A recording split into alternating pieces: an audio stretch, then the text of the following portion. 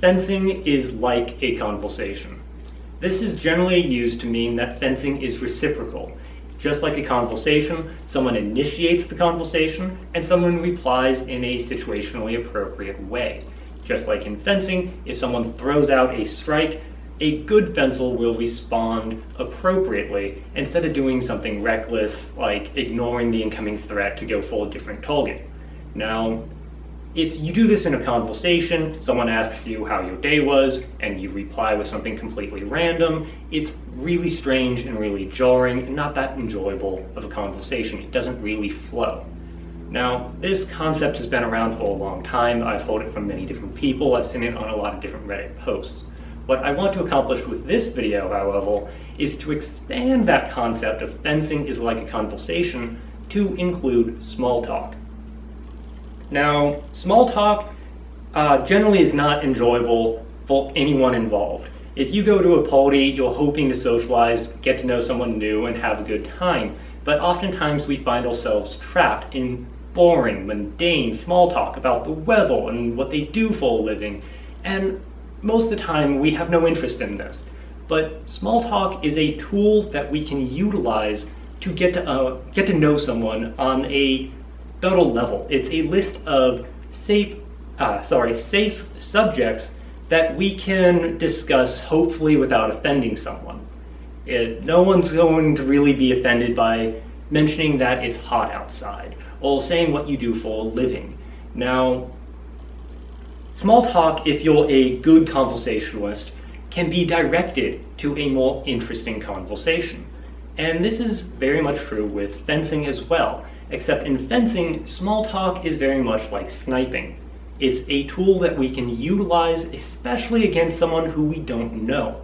You don't immediately want to fence someone new and go for a deep target like the head or chest. It's a little bit risky because you don't know exactly how someone's going to reply to that attack. If you throw out a couple snipes, you can see and gauge their disposition. If I go for a quick snipe to the hand, do they immediately counterattack with something aggressive, or do they take a step back? This is valuable information. But just like small talk, we don't want to sit around doing it all day. It's something that we can use to get to know someone new, and then it's something that we need to learn how to direct. We need to move the fight to something more satisfying for both people involved. And unfortunately, you can't create a rule set that will force this type of behavior. Could you imagine going to a party and the host, in some noble quest to make conversations more interesting, bans small talk? You can't do it. It just doesn't make sense. So we can't just ban sniping. It's a valuable tool that we can utilize to get to know someone new. But we also need to know how to direct the fight to something more interesting. And unfortunately, no one teaches us how to progress small talk to something more interesting. Just like most of the time, no one ever really teaches how to avoid sniping or how to direct the fight to something more satisfying. And I think this is something that we all need to try and focus on. And that's really the goal of this video, is maybe if we view sniping as a little bit differently. You know, don't just lament about how much we hate it, how much we hate small talk. How about we develop as a better fencer, as a better conversationalist, and we learn how to direct the conversation, direct the fight to something more satisfying.